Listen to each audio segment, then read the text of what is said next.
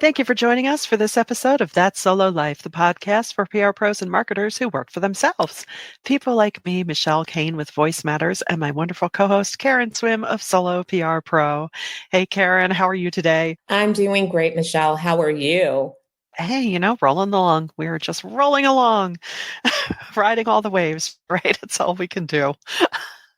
Yes, we are. And today we have kind of an important topic to talk about. Well, it's not kind of important, it is important. It's not necessarily the happiest of topics, but it is a necessary topic. It is. It's not super exciting, but we're talking about online fraud, cyber fraud, scams, phishing, all those wonderful things that we come across, mostly in emails, sometimes in texts, sometimes in phone calls rather. I know a couple of months ago, I got a call from my bank, and I'm always super paranoid. And I said, okay, that's the bank's name. That's their number. It was after hours. I answered it. And the person was claiming to be their fraud department, asked me, did you purchase X amount at this place? And I said, no, all so far so normal, right? And then they started asking for things about my debit card. And I thought, you know what? I said, you know what? Put a hold on my card and I will call the bank in the morning, right? And then my light bulb went off. I was like, you know what? I can actually do that myself from the app. So as I'm talking to this person, I open up the app, I put a pause on my debit card, and they're getting a little antsy. And I thought, yeah, I'm done with you. I hung up, called the actual 800 number on the back from, to speak to my bank. And they said, yeah, no, wasn't us. As I was on the phone with the actual bank, I was pummeled. You know how they say your computer server gets, slammed with all these attempts to get through from cyber attacks? He was doing that with my phone. I got, I think, no less than 6 calls, all from different branch numbers from the bank. So every phone number was legit, but none of the calls were. So, I reported it to my bank, of course, but yeah, so ended up getting new debit cards and all that fun stuff. So the point of that is they're getting really good at it. They are. For many years, my stance on the bank calls is I never answer them. Mm-hmm. I let them go to voicemail. Mm-hmm. And then if they say it's the fraud department calling me, then I call my actual bank with the number that I know is the bank. And then I call and I verify. And sometimes it has been the fraud department, but you can call them back. And then they say, yes, that was us. Then I know I'm speaking to my actual bank, but I never, ever, ever even answer those calls because, Smart. And I think we should all probably take that posture. A lot of us use we don't answer unknown numbers. We silence those and just let them go. Any legitimate business, even when it's an emergency, even if there has been, they will leave you a voicemail. Yes. You're not like us, we'll make a phone call and if somebody doesn't answer, we'll just hang up and we'll either send a text or something. But banks, financial institutions, legitimate businesses, the government, they are not going to do that. They're going to leave a voicemail. So then you can always call back. And so I don't ever feel bad about not answering the phone. And the reason I started doing that is because long before AI was a part of our daily lexicon, I had read these horrifying stories about them cloning your voice and being able to use that and to do criminal activity with that. And so I didn't want anybody to have my voice saying yes or no. That was actually a scammer. True. That's so true. And that goes even years back in my many jobs in different offices where, the toner scam was the thing where if you got that call about your copier, I'm going to hang up on you. But and what you say is 100% correct. At a recent Rotary Club meeting, we had someone from a local bank talk exactly about the different types of scams. And she said she rarely, if ever, will pick up the phone. And she recommends just what you said. You can always call back and no big whoop. So and they're getting so good at it. And hey, since we stopped policing the Russians, so hey, I'm sure we'll see a lovely uptick in this. So it's gotten fabulous, so crazy. If you have a website, you have undoubtedly been spammed. If you have an email address, the email attacks are on the rise, and there's we'll drop some links in the show notes of some resources that you can read up on what's happening with Gmail and Outlook. And if you have the ability, and there are some services out there, if you don't like use an iPhone, where you can mask your email address. So that's the other thing. I've stopped giving out my real phone number. I have a burner app on my phone. When I sign up for things, I use the burner number because it's not connected to my personal information and I can burn the number. It literally just goes away. And with email, there are services where you can mask the address. So it's a fake address, but then the service will actually deliver it to your real email address. And so that's a layer of protection. It's not fun to read about all of these things, but there are, again, we'll drop some links. There are publications that cover these kind of things. None of us can afford to not be smart about what scammers are doing. And as you said, the attacks are coming from text messages, phone calls, emails, links.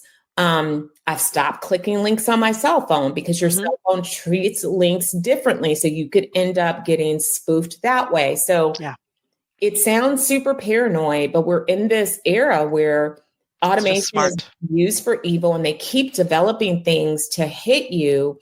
And it doesn't mean that, something won't happen. I think probably everybody has a story of, fraud, having to replace a card, somebody opening up an account in their name. All of these things can happen. But the more vigilant we are, the better we are to not only protect ourselves, but to act quickly if something happen. I mean, the good news is we have many ways at our disposal of fending this off, like you just shared. I don't know if it's just with the Google Pixel phone or if it's a Google-based Android thing where you can just screen your calls. So anytime I get a call, I don't know who it is, or maybe I don't want to talk to them. I hit the screen and the AI will answer for me. Or, thankfully, there's just all these different ways that we can fend this off. I know recently with EasyPass, I don't know if it hit Michigan, but in New York and in the Northeast, you get a text of, you owe this toll, click here. I'm like, you know what? It's a nuisance, but the good thing is we always have these other steps we can take. So rather than click that link, I would just go to my little EasyPass account and say, for real? And usually, no, not for real. Yeah. I've gotten all the toll emails. I've had family members get them. One of my family members actually did click the link, and I had to do this thing in a family group chat to remind everyone. Yeah. And you're right, Michelle. It's just even with social media, where remember the days where we used to do this thing called open networking. I don't do that anymore. I'm really careful about pictures. It's become a very dark place, and we just have to be really careful. But there's another side to this discussion, and it involves our direct work as communicators, because sometimes we have to send links. Sometimes we have to point people to websites. We, of course, want people to go to our clients' websites. We want people to download things. And so in this environment, we have to be really careful as well. Yes, absolutely. And, and that does really speak to when you say, downloading things, it really speaks to what we say all the time. Build your business on land that you own. If you want someone to download something, rather than just dangle a link out there, house the link on your website. I mean, that could be a landing page that's still part of your online ecosystem, just so people know that they can trust that.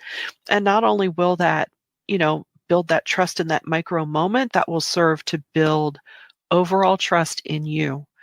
And, really the way you present yourself to the outside world that way can only help you rather than harm you. This is so true. And trust is a big word for us as communicators, and it keeps coming up in every single detail of our jobs, because I agree. It's building trust with your audience, being consistent in the types of communications that you send, because if you send something that's wildly out of character, your audience may not trust that.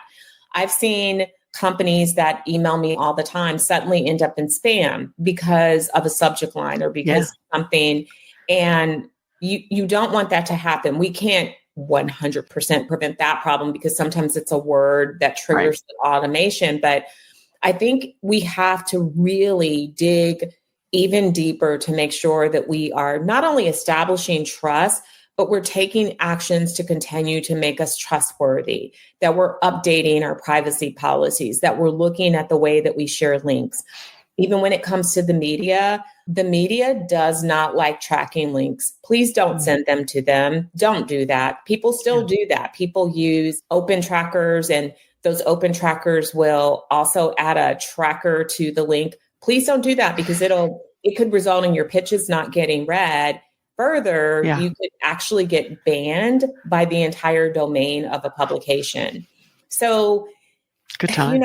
We live in different times. Do not do crazy promotions that look like a scam. Don't give people money unsolicited, and don't ask for money without having a relationship, because people are really protecting their space and their space online these days. Yeah, I think that's really, really important, an important point, because, what sounds like a great promotion while you're talking about it, anything that even remotely approaches something that could be flagged as fraud, you certainly don't want to use it to promote your company.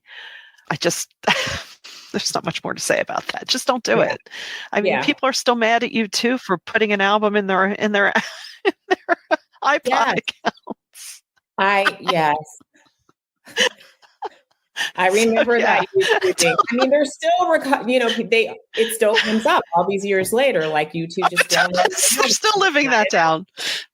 Yeah. Don't give people things that they really didn't ask for, especially in this day and age, because, and I, sometimes I say to myself, my God, I've become so paranoid, but I am that person that when I'm coming back to my car, that I check it for trackers, and I'm looking, and I don't get into my car without looking into the back seat, because the world has taught me that I can walk on the sunny side of the street, and I can be like, fa la la la la. But with the fa la la la la's, I also have to be very, very vigilant about safety. And I'm looking forward to a time when I can disconnect from the internet entirely and live a life free of all of these problems, because it's exhausting. Yeah, it is time consuming, but certainly worthwhile. I always say a little bit of paranoia goes a long way. You can have a little healthy dose of paranoia. And I want to say this on this podcast. I recently shared this on my LinkedIn as well, that there are, and again, we'll drop links to the publications, but there are people that work in this space that do roundups and will give you digestible bites of, the latest and greatest in steps that you can take, so that you don't have to, if you're not one of those people that really doesn't want to digest all of what's happening with the dark web and cybercrime. And so one of those people is Shelley Kramer, and she works in the technology and research space. She's very smart. She talks about other things as well, but she is fantastic about sharing this information quickly and making it very relatable and helping us to understand the danger attached to it. So I believe that a lot of our audience knows Shelley and they follow her. But if you don't, I would encourage you to do so, and to find other trusted voices like that can help us navigate, because none of us can really be an expert on all of the things. But as communicators, it is important for us to understand this, to keep our own finances and emails and information safe, but also to make sure that as we communicate externally, that we're protecting our clients and making sure that something that we're doing does not hit a sore point or look like something that's nefarious. Yes.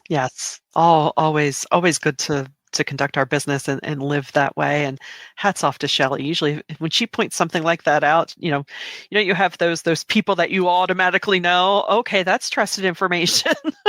Yes. Freaking me Yeah, but thank you. But no, we hope you found some value in this, and we're pretty sure, unfortunately, that most all of you have endured something that we've talked about, but that's okay. It just keeps us on our toes. Life is always keeping us on our toes. So we hope if you got some value out of this, share it around because people do need to be reminded to practice safe internet. And until next time, thanks for listening to That Solo Life.